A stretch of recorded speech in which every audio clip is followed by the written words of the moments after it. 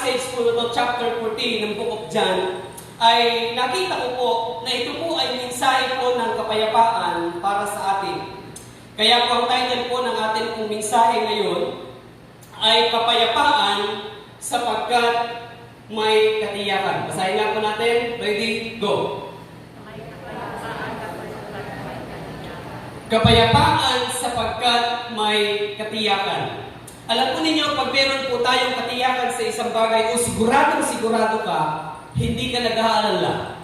Like for example, bago pa dumating halimbawa yung bills, ang bayarin sa kuryente, sa tubig, or sa bahay, at sigurado ka na meron kang pera, hindi ka nag-aalala. No? Pagka meron pong lakad ang iyong pong anak, umalis sa iyong bahay, at sigurado ka na siya ay makakabalik ng payapa, hindi ka mag-aalala.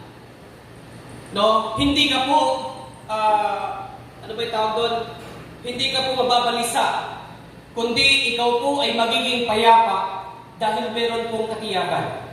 Sa pag-uusapan po natin ngayong hapon po na to, John chapter 14 ay meron pong katiyakan, kaya po meron pong kapayapaan. At kung sino man po sa atin po ang meron pong kaguluhan or yung pong, ano ba yung tawag dyan, trouble in heart, meron pong mga pagsubok na pinagdadaanan, meron po kayong mga struggles, meron po kayong mga sitwasyon na sobrang gulo, nakakalito, para sa atin po ang mensahe kong ito ngayong hapon. Sabi po ng Panginoon, John chapter 14, verse 1, huwag na kayong mabalisa, sumampalataya kayo sa Diyos, sumampalataya din kayo sa akin. Ulitin ko po. Sabi po ng Panginoon, huwag na kayong mabalisa. Sumampalataya kayo sa Diyos, sumampalataya din kayo sa akin. Bakit po sinabi ito ng Panginoong Jesucristo? May dahilan. Pag nagbabasa po tayo ng Biblia, hindi lang natin babasahin po yung isang verse o yung isang paragraph, and then yun na yun. Dapat po natin alamin, bakit kaya sinabi ni Lord to? Bakit kaya sinulat to ni Paul? Bakit kaya sinulat to ni John? Bakit kaya sinulat to ni Mark? May mga dahilan bakit. At dito po, nung sinabi niya, huwag na kayong mabalisa, sumampalataya kayo sa Diyos at sumampalataya din kayo sa akin, mayroong dahilan bakit niya po ito sinabi. Kasi nung panahon po na yon, ang mga disciple po ay medyo nababalisa na kasi nagpapaalam ang Panginoong Jesucristo at sinasabi niya siya'y aalis. Sabi niya po doon sa John chapter 13, sa kanyang mga disciples, sabi niya, aalis ako. At sa aking pupuntahan, sabi niya, hindi kayo pwedeng sumunod ngayon. Pero later on, sabi niya, pwede na kayong sumunod. Kumbaga, nasanay na po yung mga disciples na kasama po itong ang ating Panginoong Hesus. For 3 years and a half, nakasama nila ang Panginoon. Kasama nilang kumain, kasama nilang matulog, kasama nila sa kanilang ministry, sa ministry ng Panginoon, at sila po ay natututo. And then all of the sudden, sabi ng Panginoon, aalis ako. At doon sa aking pupuntahan, hindi na kayo makakasunod. Ngayon. Pero darating ang panahon, sabi na susunod din kayo. Si Pedro po, bilang isa sa mga ano ba yung tawag doon? Kanina, hindi ko na nakuha. Ngayon, hindi ko ulit nakuha. Yung bang, ano ba tawag doon? Impulsive yan. Siya po ay kailangan mayroong sagot o kaya kailangan mayroong siya sasabihin. Pag may sinabi ang Panginoon, may tugon. Katulad halimbawa nung sinabi ng Panginoon, sino ako? Sabi ng mga tao. Si Pedro po ang isa nagsalita. Sabi po niya, kayo po ang Kristo, ang anak ng Diyos na buhay. Noong po sa panahon na si Jesus naglalakad sa tubig, madilim, at sabi po ng Panginoong Jesucristo, huwag kayong matakot, sabi niya, ako ito, si Jesus. Si Pedro na naman, nandun na naman, sabi niya, Panginoon, kung kayo po yan, hayaan niyo po akong lumakad papunta dyan. Ganyan po si Pedro, dahil siya po ay isa sa mga pinuno ng mga disciples. Nung panahon na sinabi ni Jesus, hindi kayo makakasunod, sabi po ni Pedro, sabi niya, bakit po? Panginoon, hindi kami po pwedeng sumunod. Sabi niya, I'm willing to die. I'm willing to lay down my life for you. Pero sabi ng Panginoong Hesus, sabi niya, Pedro, bago tumilaw ang manok, bago tumilaw ang manok ng 3 beses. Sorry. Tandaan mo, sabi niya, bago tumilaw ang manok ng 3 beses. Bago tumilaw ang manok 3 beses mo kung ikakaila. No? Sinabi po ng Panginoon to, gabi, bago siya hinuli, bago po tumilaw ang manok kinaumagahan, kinaila niya po ang Panginoong Jesucristo 3 beses. Ito po ang senaryo. No? Kumbaga, sinasabi po ni Peter dito, sabi niya, I'm willing to die, Lord, for you. Masunod ka lang. Kaya ko po, iaalay ko po ang aking buhay para sa iyo. Pero sabi ng Panginoon, hindi mo kaya. Ikakailang mo ko. Actually, sabi ng Lord, ikakailang mo ko 3 beses. Sino po sa atin po minsan nangangako tayo, Lord, maglilingkod ako sa iyo.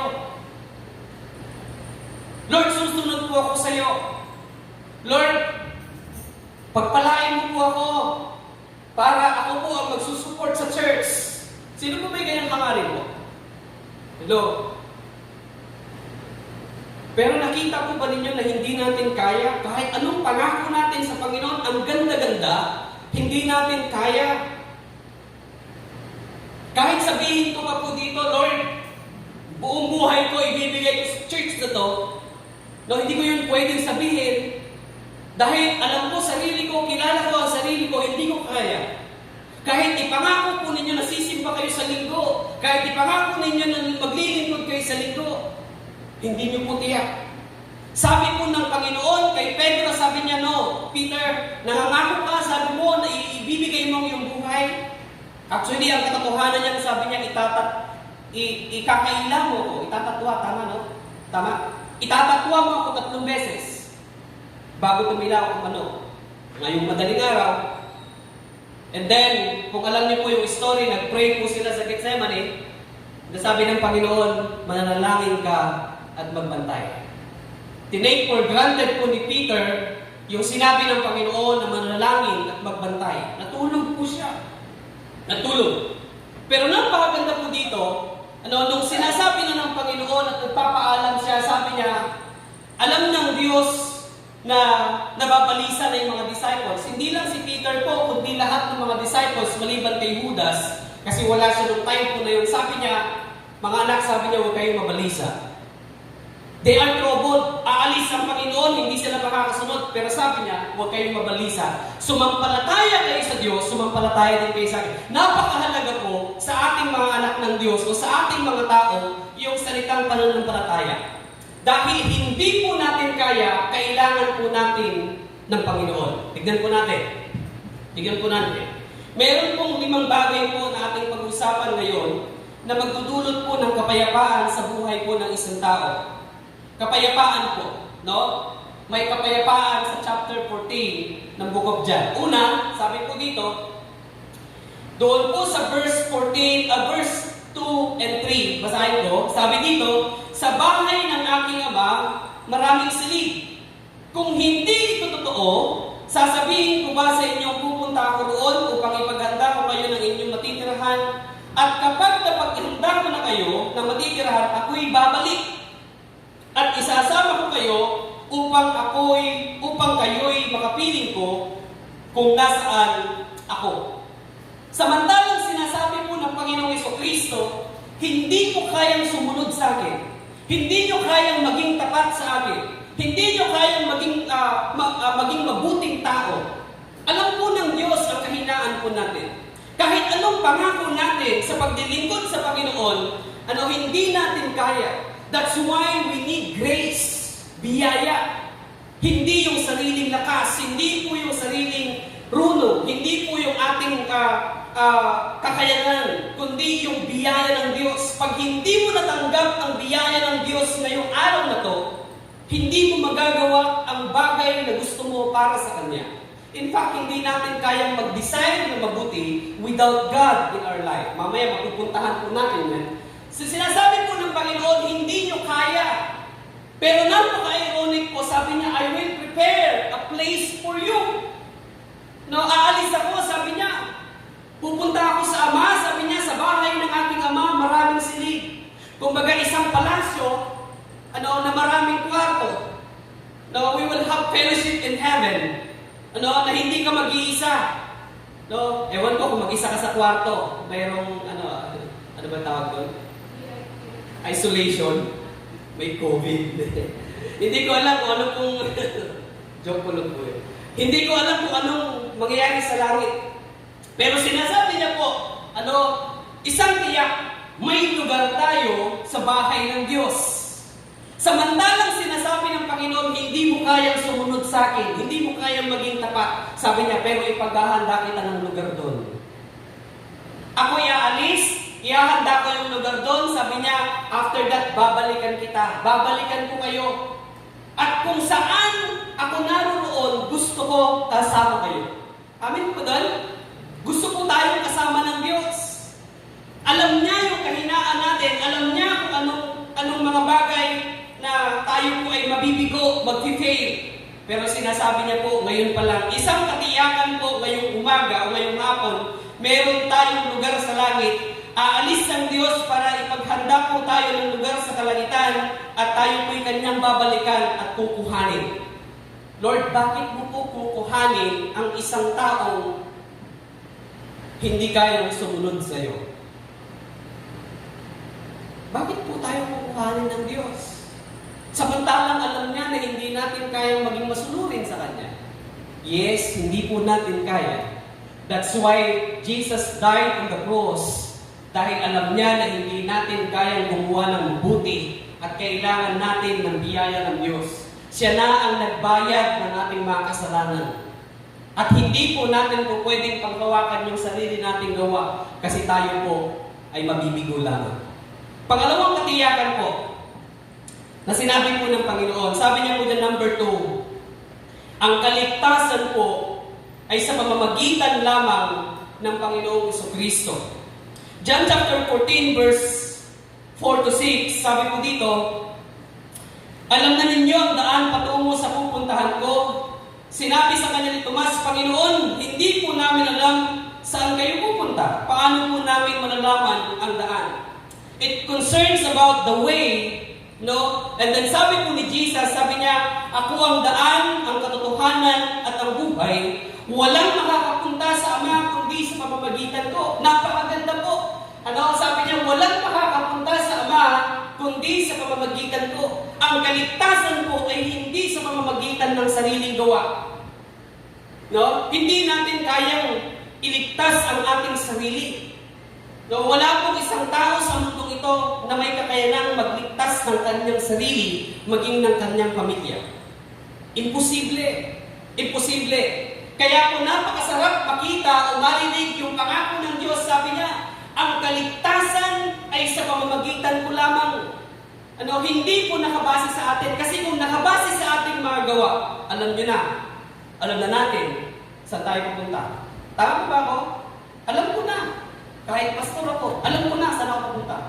Kung nakabase ang kaligtasan sa gawa ko, kung yung kaligtasan ko nakabase sa aking gawa, tiyak 100% impyerno ko.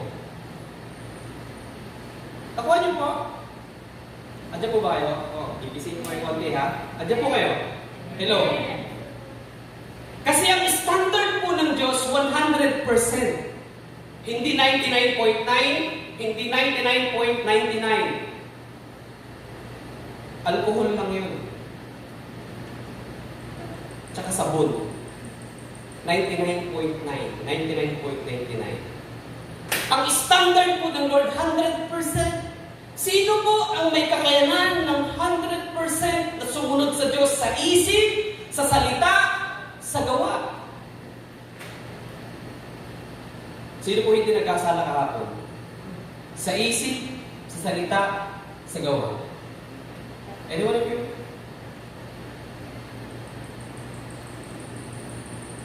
Kung ang kaligtasan natin ay nakabase sa atin, nakakalungkot.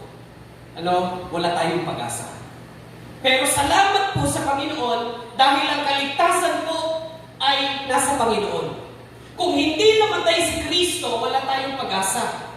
Kung hindi niya po tayo tinubos sa krus, at kung tayo po ay magpupumilit gumawa ng mabuti, hindi po natin kaya. At kayo po ay magsisimba, kung pagsisimba lang, ang paraan para tayo maligtas, hindi pa rin natin kaya. Kasi we're not perfect in attendance. Kung pagbibigay lang ang paraan para maligtas tayo, hindi natin kaya. Because most of the time, hindi tayo nakakapaghulog. Most of the times, hindi tayo nakakapagbigay ng faithful sa Panginoon. Hindi po ito, hindi din po ang church, hindi po ang membership ng Nazarene ang makapagliligtas sa atin. At walang ibang tao kung pwede mag-claim na I am the way. Jesus is only the way. Sabi niya, I am the way. Siya lamang ang daan patungo sa Ama. Wala na pong iba. Kaya po sabi po ng Efeso chapter 2, sabi niya, hindi sa mabubuting gawa naliligtas ang isang tao, kundi sa biyaya ng Diyos. Salamat po sa Panginoon dahil siya po ay namatay sa krus at tayo po ay may pagkakataon na maligtas. Tanggapin natin siya bilang Panginoon tagapagligtas, sumampalataya tayo sa Kanya at aminin natin, Lord, hindi ko ito kaya, kailangan ko po kayo sa aking buhay. Tandaan niyo po, ang imposible sa tao, posible sa Diyos.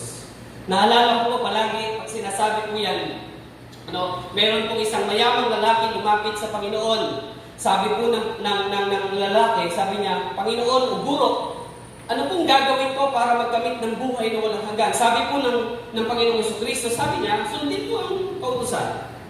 Huwag ka papatay, huwag ka magnakaw, huwag mangangalunya, huwag ka magsisinungaling, huwag mag-iimbot, igalang mo yung mga magulang. Sabi niya, Lord, nagawa ko na po lahat ng yan. Sabi po nung Panginoong Jesucristo, meron ka pang isang hindi nagawa. Sabi niya, ibenta mo ang iyong ari-arian at sumunod. Ipamigay mo sa mga may hirap at sumunod ka sa akin. Ano po ibig sabihin ng Panginoon? Bago ko sabihin. Umalis po yung lalaki, tumalikod, malungkot. Hindi niya kayang ibenta yung kanyang ari-arian dahil sobrang yaman siya. Paminsan po, misinterpretation na sinasabi natin, o pwedeng sabihin ng pastor, nakita nyo? Ibenta nyo yung inyong ari-arian. Hindi yun ang gusto ng Lord. Ang gusto po ng Panginoon, maging dependent ka sa Kanya. Ako niyo po? Yung bang walang-wala ka, yung walang-wala kang may pagmamalaki, pero dependent ka sa Panginoon, Lord, wala akong kakapitan. Hindi ko po pwedeng kapitan tong kayamanan na to. Hindi ko po pwedeng kapitan tong, yung pinag-aralan na to. Hindi ko po pwedeng kapitan tong posisyon ko na to sa trabaho. Ang tanging kakapitan ko lamang, ikaw. Yun yung kulang sa Kanya, yung maging dependent sa Panginoon. Kasi lahat ng Kanyang ginawa, sabi niya, nagawa ko na po lahat. Ginawa ko po.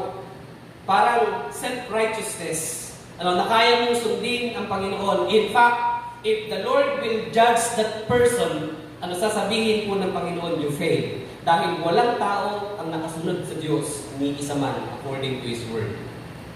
Kaya po, sabi po ng Biblia, ang imposible sa tao, sabi niya, posible sa Diyos. Mahirap makapasok ang mayaman sa langit. Paano niya yung mayayaman? Mayayaman lang ba? Kahit naman yung mahirap, baka mahirap din pumasok sa langit. Tama? Sino po ang kayang magligtas ng kanyang sarili? Yung mahirap ba, kaya bang iligtas ang kanyang sarili? At yung mayaman, hindi? We are both human. Hindi kaya ng mahirap at hindi kaya ng mayaman na makapasok sa kaharian ng langit. Dahil ang bagay na yan ay imposible sa atin, pero posible po sa Panginoon. Jesus is only the way, to heaven. Para tayo po ay makaakyat, para tayo po ay makarating sa langit, si Jesus lamang ang kailangan po natin. Wala nang iba. Andiyan po kayo? Assurance po ba yun? Hindi natin po pwedeng kapitan po yung atin pong sarili. Gagawin ko to. Lord, maglilingkod ako sa iyo. Lord, magsisimba ako. Please, iligtas mo ako, magsisimba ako. Lord, kakanta ako, iligtas mo ako. Lord, magpipreach po ako, iligtas mo ako. No. Hindi tayo maniligtas by our own work or good works. It is by the grace of God na tayo po ay iligtas ng Diyos. Salamat sa Panginoon dahil hindi nakabase sa atin ang kaligtasan, kundi nakabase sa Kanya. May pag-asa po tayo. Nakikita po ni Jesus, sabi niya, hindi kaya nitong aking mga anak. I will prepare a place for you, and I am your way going to heaven.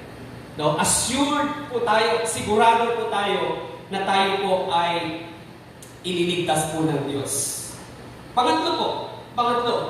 No, ito po yung magpapatibay po sa dalawang statement po kanina, yung number 1 and number 2. Sabi po dito, John chapter 14, 7 to 11, hindi ko babasahin po ng buo, pero sinasabi po sa verse po na yan, nandiyan po, sabi niya, ako ay nasa Ama, at ang Ama ay nasa akin. Sinasabi po ng verse po na ito, na si Jesus at ang Diyos Ama ay iisa. Kung nakita mo ako, sabi niya kay Felipe, nakita mo ng Ama. No? Ibig sabihin po, kung pwede natin sampalatayanan si Jesus sapagkat si Jesus ay Diyos. Kaya sabi po dito, ang makilala ang Panginoong Jesus ay makilala ang Diyos. Si Jesus po ay Diyos. Marami pong hindi naniniwala na siya ay Diyos. Ang tawag lang sa kanya, sinugo. Ang tawag lang sa kanya ay maaaring propeta. No? Pero ang totoo po niyan, siya po ay Diyos. Hindi tayo magkakaroon ng katiyakan kung siya lamang ay isang sinugo. Bakit? Ang isang tao o ang isang sinugo pwede pong magkamali. Even angels ay nagkamali. Si Lucifer po, dati pong anghel yan. Yung mga disciples po, nagkamali din. Si Peter, nagkamali. Christian na siya. He was filled with the Holy Spirit, pero mali yung judgment ng kanyang puso. Illustration po kanina umaga. Nung time po na hindi nakikita ng kanyang mga kasamang disciple, nakikipag-mingle siya doon sa mga unbelievers, sa mga Gentiles. At nag-share po siya doon. Pero nung nakita na po, nung dumating na po yung mga disciples, umalis na siya doon. Para bang meron siyang tawag doon? Parang meron kang prejudice po tawag doon. I hope I'm right. Na parang may prejudgment ka. Total wala nakakakita. Sige, okay lang, fellowship tayo. Gentiles kayo, Hudyo ako, okay lang. Kasi nung time po nila, bawal pong makipag-fellowship po ang Jews, ang mga Hudyo sa mga Hentil. Pero binuksan ng Panginoon ang kaligtasan para sa mga Hentil sa pamamagitan ni Paul. Kaya po nung dumating po yung mga disciples, nirebuke siya ni Paul, sabi niya, mali yung ginagawa mo. Hindi mo dapat ikaila na ikaw ay nakikipag-fellowship sa mga Gentiles.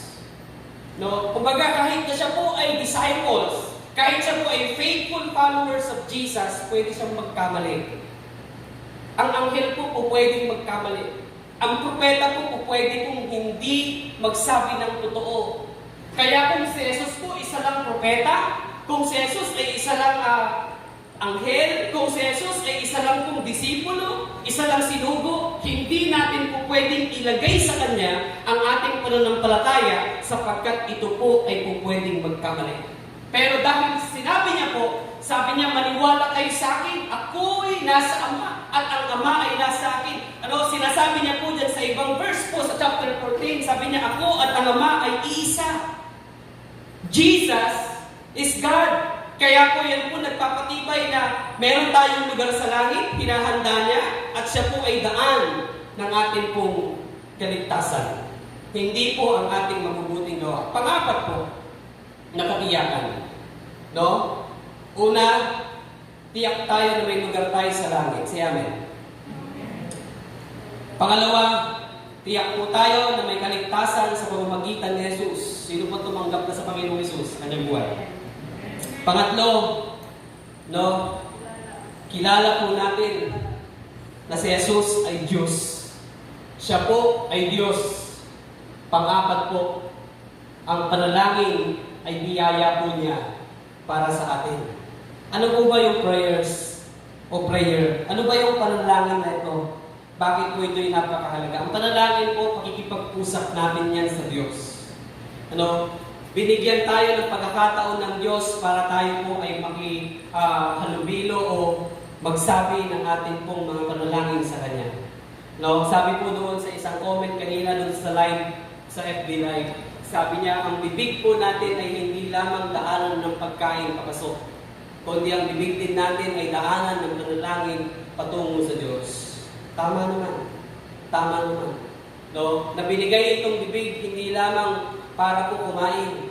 Ito pong bibig po natin ay para magpuri sa Panginoon, para lumapit sa Kanya, at para sabihin natin sa Kanya yung ating mga panalangin. It's a gift from God, na meron tayong panalangin. In fact, hindi natin pwedeng lapitan kung sino lang gusto natin lapitan. Ang hirap lumapit kay Presidente. No, kahit mabait siyang tao. Ang hirap lumapit sa mga senators, kahit kay Manny Pacquiao, o Christian po yan si Manny Pacquiao. Ang hirap din naman lapitan kasi ang dami mo naman, ewan ko paano ba, sino ba marunong? Sino ba marunong sa inyo? Meron mo ba? Samahan naman. Kasama eh. Diba? Parang gusto mong lumapit, no? Kasi Christian siya, naiintindihan ka niya. No, dami pong mga nangangailangan po. Pero hindi ka makalapit. Pero ito po napakita. Binigyan po tayo ng Diyos ng pagkakataon makalapit sa Kanya.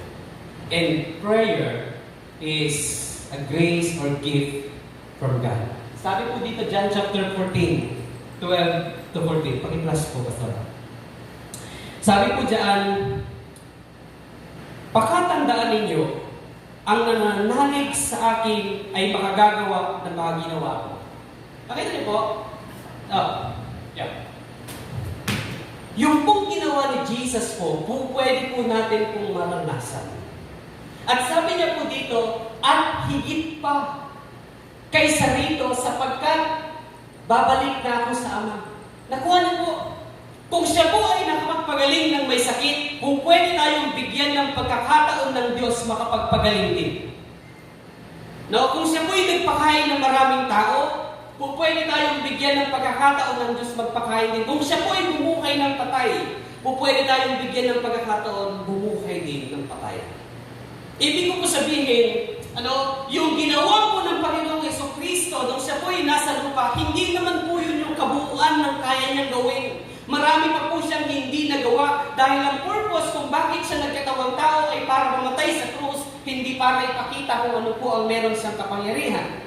Kaya po nung sinasabi niya po ito, sabi niya, pakatatandaan ninyo, sabi niya, ang nananalig sa akin, sabi niya, ay makagagawa ng aking ginawa at higit pa. Kaya po sa buhay ni Pedro, nung siya po ay nag-preach isang beses, 3,000 kaagad ang naligtas. Pero sa panahon po ni Jesus, hindi niya po yung ginawa. I mean, hindi dahil hindi niya kayang gawin, pero hindi niya po yung ginawa. At hinayaan niya na si Pedro ang makagawa. Dahil gusto kong ipakita ng ating Panginoon sa atin na ang Kristo na nagkatawang tao na nasa ating puso ngayon ay po pwedeng gumawa sa pamamagitan po natin. Nandito po siya sa atin. At kung pwede siyang kumilos at gumawa ng himala na higit pa doon sa pinakita niya nung siya po ay nagkatawang tao. Kaya huwag po nating mamaliitin yung ating relasyon sa Panginoon. Kaya kung tayo po ay mananalangin, makapangyarihan po ang panalangin, lalo kung ito po ay tama. Ang tamang panalangin po, mayroong tamang relasyon sa Panginoon. Kung ikaw ay mayroong relationship kay Jesus po, tama po yung iyong prayer. Bakit? Bakit? Kasi hindi ka po pwedeng pumunta sa Ama. Pakinggan, verse 13. Ang anumang hilingin ninyo sa aking pangalan ay gagawin ko upang maparangalan ang Ama sa pamamagitan ng anak. Hindi ko po pwedeng dumiretso sa Ama kung wala kang relationship sa anak. Dahil si Jesus po ang mediator po natin sa ating Panginoong, sa ating Diyos Ama. Kaya nung sinasabi niya po, sabi niya, anuman ang hilingin ninyo sa pangalan ko, kaya pag tayo po ay nagpipray, hindi lang natin ginagamit in Jesus' name. Nasasabi po natin sa pangalan ni Jesus kasi meron kang relasyon sa Panginoong Jesucristo. Pero kung wala kang relasyon sa Panginoong Jesucristo, kahit ano pang sabihin mo in Jesus' name, wala po yung kapangyarihan dahil wala kang relasyon sa Kanya. Pangalawa, dapat natin makita, right prayer is right relationship. Right prayer is with accordance sa will ng Diyos. No? Pag ikaw po ay manalangin, dapat kalooban ng Diyos. Kaya po napakahalaga, as a Christian, alam natin ang kanyang salita. Kasi kung hindi mo alam ang kanyang salita at pray ka po ng pray, isang prayer na yung hinihingi, hindi naman niya kalooban. No, maraming bagay po na hindi naman kalooban ng Diyos para sa atin. Gusto mo isang tao pero ayaw ng Diyos para sa iyo. Gusto mo yung isang trabaho pero ayaw ng Diyos para sa iyo. Kahit anong pong luhod mo at prayer mo at sabihin mo in Jesus' name, kung hindi yun ang gusto ng Lord para sa iyo, hindi po yan ibibigay. Sa amin po, ang dami na namin pinag-pray ni Pastora, hindi naman kalooban ng Diyos. We learn to depend on God and to trust God. Lord, ano po ba yung gusto po ninyo para sa amin?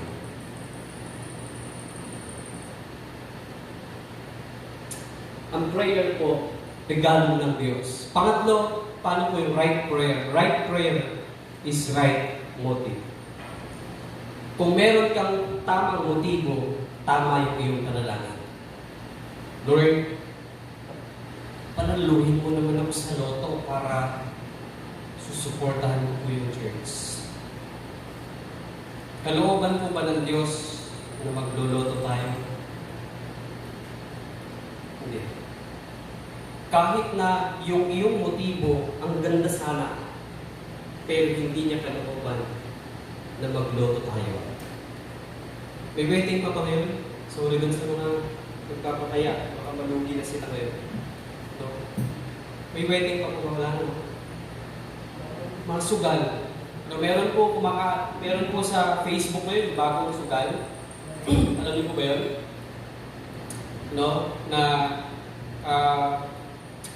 Meron sasabihin doon, may friend, gusto mong magkaroon ng motor, pumili ka lang ng number, 15 lang, kada isang number. Meron po yun. Hindi ko nyo na-encounter nyo na po yan? Gusto nyo bang magkaroon ng bagong laptop? O sige, 300 lang kada isang number. Pumili ka 1 to 100. Nung pala, nagtataya ka na. Pipili, bubunutin yun eh. At yung mabunot, kanya yung bago. Pero ang totoo, nagsusugal ka na pala. Ang sugal po ay hindi kalooban ng Diyos. Lord, gusto ko nito. Pero hindi ibibigay ng Diyos sa paraan na mali. Ibibigay ng Diyos sa paraan na mabuti. Kalooban ng Diyos, ikaw ay pagpalain. Kalooban ng Diyos na ikaw ay tulungan. Kalooban ng Diyos na ikaw ay bigyan ng biyaya. Pero hindi niya kalooban na ikaw ay gagawa ng mali. Kailangan tama yung motibo natin. Pag sinabi natin, Lord, gusto ko pong mag-ministry, alam ng Diyos, ano yung laman ng iyong puso. Kanina po sa meeting po namin, church board meeting na bagong-bagong, sabi ko po, alam niyo po, sa devotion namin ni Pastora, ang daming tinuturo ng Diyos. Dahil natutunan ko po ngayon na it's okay na hindi ka ma-appreciate ng tao. Mas mabuti nga yun. Pag ikaw ay gumawa sa gawain ng Panginoon, mas mabuti na hindi ka ma-appreciate. Na mas mabuti na ang mga tao na nakakita ng iyong ginawa ay didiretso sa Diyos. Magpupuri, Lord, thank you po. Napakabuti mo. Salamat po, Panginoon. Napakabuti mo. Hayaan nyo na po yung ginamit na instrumento ng Diyos. Huwag na natin po na balikan at i-appreciate kasi lalaki lang po yung ulo. Madalas po ganun po tayo. Humihingi tayo ng approval sa mga imperfect people. Pag gumawa tayo ng isang bagay, gusto natin may approval kaagad. Alam ng Diyos yung motibo natin. Pagbubutihin ko to kasi naka-live kami. Alam ng Diyos ang motibo mo. Diba? Kaya hindi niya po magbabalayan ng isang bagay na may mali sa ating puso. Lord, gagawin ko to para ma-appreciate ako ng pastor. Lord, gagawin ko to para ma-please ko ang board. Lord, gagawin ko to para ma-please ko ang mga member ng church. No. Mali. Gawin mo po ang isang bagay para ma-please ang Diyos. Kaya kung walang pumansin sa'yo, walang mag-like sa'yo sa Facebook, wala pong mag-sing sa'yo, it's okay. Why? Mas maganda na si Lord ang magbibigay sa'yo ng, ano ba tawag doon? Commendation. The reward? Affirmation. Commendation. Parang mali yan yung teacher. Mali ba yung commendation? Affirmation. Kaya mo na ang Lord na magbigay ng affirmation. The fact na binigyan ka po niya ng kaloob, kaya ka nakakapag-preach, kaya ka nakakatugtog, kaya mo nagagawa ang isang bagay kasi pinagkatiwalaan ka ng Diyos. Yun ang tignan mo. Amen? Kaya po tayo nakapagbibigay. Meron sa atin may gift of music, meron sa atin may gift of giving, meron sa atin may gift of service, meron sa atin may gift of preaching, may gift of teaching, may gift of prayer. Iba-iba tayo. Kaya binigay yan ng Diyos kasi pinagkatiwalaan ka. Kaya po hindi po natin po pwedeng sabihin, Lord, hindi naman ako napapansin. The fact na binigyan ka ng Diyos, pinansin ka ng Diyos, at pinagkatiwalaan ka ng Diyos ng isang bagay, dahil alam niya, gagamitin mo yan para sa Kanya. Amin po ba? Hindi natin kailangan ng likes ng tao. No? Kaya pag nag-post tayo sa Facebook, ang ganda-ganda ng suot mo, ang ganda-ganda ng itsura mo, okay lang kahit konti lang likes. No, yung mga kaibigan nila. No? Okay lang pag nag-post ka sa Facebook, ang ganda-ganda ng pagkain, ang sarap ng pagkain, okay lang kahit walang likes. Pwede po ba yun? Kasi yung pong mga tao po imperfect. Ako po, pag nag-judge po ako, imperfect din. Bakit? Hindi ko naman alam yung buong pagkatao natin. Hindi ko naman po alam. Malay ko ba pag nag-post ka nakasimangot ka? Di ba? Hindi ko nilay kasi nakasimangot ka. Kumari lang. Malay ko po ba? No? Na yung simangot mo na yon ay mayroon pong magandang dahilan. Hindi po ba? Tayo nakatingin lang tayo sa panlabas si Lord nakatingin sa ating puso. Again, our motive, alam ng Diyos. Pag nag-pray tayo, yung motibo natin, alam po ng Diyos. Kaya pag humingi ka, pag sinabi, Lord, bigyan mo nga po ako nito. Alam na kagad ng Diyos, anak. Kaya mo hinihingi yan kasi gusto mo magmalaki. No, hindi ko bibigay. Pero pag hiningi mo, o kahit hindi mo hiningi, at nakita ng Diyos kailangan ko ng anak ko, ibibigay ko to. Magtiwala tayo sa Panginoon. Panglima, panghuli. Number 5, sabi ko dito, ang Espiritu Santo ay patnubay natin at kasama natin magpakailanman. John chapter 14, 15 to 31, hindi ko nababasahin, pero sabi po ng salita ng Diyos, na sabi niya, hihiling ako sa Ama na isusugo ang banal na Espiritu upang makasama ninyo magpakailanman. Alam po ng Diyos ang ating kailangan. Alam po ng Panginoon na hindi natin kaya na wala siya. Alam po ng Diyos na hindi natin kakayanin sumunod sa Kanya without His guidance, without His presence. Kaya meron tayong Holy Spirit na nagmumudyok sa atin. Siya yung nagsasabi sa iyo, anak, huwag ka matulog ngayon. No, siya yung nagsasabi sa iyo, anak, pakinggan mo yung salita ko. Tuturuan kita. Siya yung nagsasabi sa iyo, anak, magsimba ka ngayon. Siya yung nagtutulak sa iyo, anak, gawin mo to. Mabuti. Anak, tulungan mo siya. Anak, eto gawin mo to. Siya po yun. Bago natin tanggapin si Jesus, yung Holy Spirit po nagsabi, anak, bumalik ka sa akin. Hindi natin kayang mag-desire ng anumang bagay na mabuti without the presence of the Holy Spirit sa buhay natin. Sabi ni Jesus po, dadalangin ako sa Ama upang bigyan niya kayo ng isa pang tagapagtanggol na magiging kasama ninyong magpakailanman. Sino ba yan? Pastora, 17. Sino po ba ito? Siya ang Espiritu ng katotohanan na hindi matanggap ng sanlibutan sapagkat siya ay hindi nakikita. Hindi natin nakikita, pero siya ay Diyos na kasama po natin. Hindi po natin nakikita ngayon, pero binibless niya po yung iyong puso. Hindi mo siya nararamdaman dahil hindi mo kinakailangan maramdaman siya para maniwala ka. Pagtiwala ka, meron siyang gagawin sa iyong buhay. Mga kapatid, sa hapon po na ito, gusto ko po makita po natin itong 5 na ito. Una, pinaghahanda tayo ng Diyos ng lugar sa langit. Pangalawa, mayroon tayong katiyakan ng kaligtasan sa pamamagitan ni Jesus. Pangatlo, pinatunayan ng Panginoong Jesus na siya ay Diyos. Pang-apat, may biyaya siya sa atin, ang panalangin. Pang-5, kasama natin ang Diyos. Makikita po natin sa sinabi na ito, lahat ng bagay ay handang ibigay ng Diyos para sa atin. Ano pang hihingin natin? Anong kapayapaan ang kailangan po natin? Nakasama po natin ang Diyos sa ating buhay. Pumikit ka lang. Manalangin ka sa Panginoon pag ikaw nahihirapan. Darating po ang biyaya, ang tulong. Tumawag ka lang sa Kanya. Isang tawag natin sa Kanya. Darating ang tulong. No? Ang hinihiling lang po ng Panginoon, sabi niya po dito, sa John chapter 14:1, sabi niya, sumampalataya kayo sa Diyos. Sumampalataya din kayo sa akin. Now, this is the time po para tayo po ay patuloy na makaranas ng pagpapala ng Diyos sa ating buhay. Anong kailangan natin? At nagdudulot ng kaguluhan sa ating puso. Sumampalataya ka sa Diyos. Makikilala po natin ang Diyos dahil siya po ay nagpapakilala sa atin. In fact, hindi ko po nasabi ito kaninang umaga. As we know Him, every day in our lives, as we meditate the 7 items sa Bible, lumalalim po yung pagkakilala po natin sa Panginoon.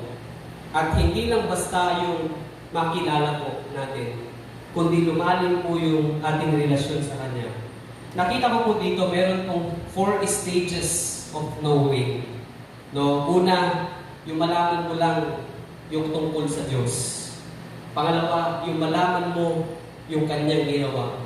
Pangatlo, yung magkaroon ka ng relationship sa Kanya dahil naniniwala ka sa Kanya. At pang-apat, yung talagang maging buhay mo na ang paniniwala, pagsampalataya sa Kanya dahil alam mo at sigurado ka na siya ay totoo. Ngayon pong hapon na ito, maaaring pakinggan mo ang mensahe po ng Diyos at kumikilos siya sa ating buhay.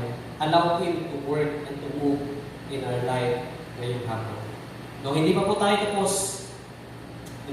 Hindi po dito magtatapos ang mensahe po ng Panginoon. Magpapatuloy po ito hanggang buhay po tayo. Hayaan natin turuan tayo ng Panginoon ng mga aral mula sa Kanyang salita. No, meron po tayong time siguro kumanta. Pwede po natin awitin po yung isang awitin kanina. Yung huli natin kinanta na binigay ng Diyos ang lahat para sa atin. No, binigay po niya. Hindi po niya ipinagkait yung Kanyang buhay. Hindi niya pinagkait yung kaisa-isa ng anak. At alam niya na hindi natin kakayanin without Him. Kaya po sinubo niya sa atin ang Espiritu Santo na kasama po natin ngayon dahil kailangan po natin siya.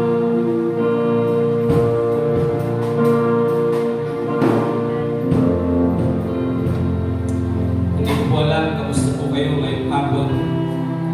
Maring naparito kayo ngayong hapon na meron din po kayo mga problema sa inyong mga bahay. Meron kayong mga pagsubok na pinagdadaanan. Alam po ng Diyos ang ating kalagayan. Alam ng Diyos ang laman ng ating puso. Huwag po tayo mapag-abag. Sabi ng Panginoon, sumampalataya tayo sa Diyos, sumampalataya tayo kay Jesus. At makita po natin, natuklasan po natin sa hapong ito, ibinigay po ng Diyos ang lahat. Ibinigay niya ang Kanyang anak. Ibinigay niya ang Kanyang sarili. Ibinigay niya ang lahat ng kailangan po natin. Yes, you need something at this moment. Pero meron pong biyaya ng panalangin. Nandyan po ang Banal na Espiritu sa ating buhay. Na siya po ang siyang gumagabay, tumutulong, nagpapalakas sa atin upang magawa natin ang lahat ng kailangan natin gawin sa tulong at biyaya. Hindi natin kaya, yes, hindi natin kaya. Pero salamat sa presensya ng Diyos. Dahil kasama po natin siya saan man naroon. Ang isang tao, isang anak ng Diyos, nandoon siya para tayo ay samahan, para tayo tulungan. Let's claim this afternoon. Panginoon, hindi ko man kaya, pero alam ko kasama kita. Alam ko tutulungan mo ko. At alam ko hindi mo ako mababayaan. Pagpapalain mo aking buhay sa po ng aking pamilya. Tanggapin po natin mga kapatid ang pagpapala ng Diyos sa buhay po natin. Sa pamamagitan ng pangalan ni Jesus, uuwi tayo ngayong hapon na mayroong kapayapaan, may kagalakan, dahil kasama natin siya anumang kailangan natin tutugunin ng ating Panginoon. Lord, salamat po ngayong hapon. Salamat po sa iyong mensahe. Salamat, Panginoon, sa bawat isa na narito. Pagpalain po ang lahat. Kasama na, Panginoon, ang mapapakinggan ng iyong mga anak, mapapakinggan ng mga tao, Kristiyano man po hindi. Lord, turuan mo kami na ang daan ng kaligtasan ay walang iba kundi si Jesus lamang. Ang daan patungo sa kalangitan ay walang iba kundi si Jesus lamang. Siya po'y mapagtitiwalaan sapagkat siya ay Diyos na nangako sa amin at siya po ay nagbigay ng kanyang buhay alang-alang sa amin po mga anak mo. Salamat Panginoon sa oras na ito, aking pong panalangin, iligtas mo kaming lahat na yung mga anak. Palakasin mo po kami kung kami man po ngayon ay naguguluhan, nahihirapan sa mga pagsubok.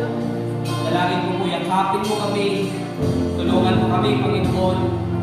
Ikaw po ang siyang patuloy na mag-anoint sa amin upang sa ganon ang lahat ng mga pagsubok na meron kami malalampasan po namin sa tulong at sa biyaya. Hindi ko po alam sa hapong ito, Ama, kung meron po sa amin at sa online, Panginoon, na hindi pa nakakilala sa iyo. At maaari at this time, Lord, they are deciding to trust in you. They are deciding, Lord, mula ngayon, ikaw na ang aking Panginoon, ikaw na ang aking tagapagligtas. Lord, hindi ko po alam. But maybe some of us, Lord, today, kailangan po kayo. And Lord, bless that person. Receive that person, God. And allow her na magkaroon siya ng relationship po sa inyo, katulad po namin. Lord, salamat po ngayong hapon ito. Pagpalain mo sino mang tao, kapatid, Panginoon, na nananalangin ngayon, Lord, sumasampalataya ako sa iyo. Pagpalain mo bawat isa na sumasampalataya ngayon sa iyo, Panginoon. Lord, bless mo po ang puso namin as we go home. Lalalarin po namin, babahunin po namin ang mensahe ng katiyakan at mensahe ng kapayapaan sa aming buhay. Thank you, Lord. We love you. Bless the church, Parkway, and Bagong Pare. Pagpalain mo ang iyong mga anak na naroon ito, Panginoon. Ibuhos mo po ang iyong masagana pagpapala sa bawat isa. Salamat. Purihin ka. Ang lahat naman ito ay aming dalangin sa pangalan ni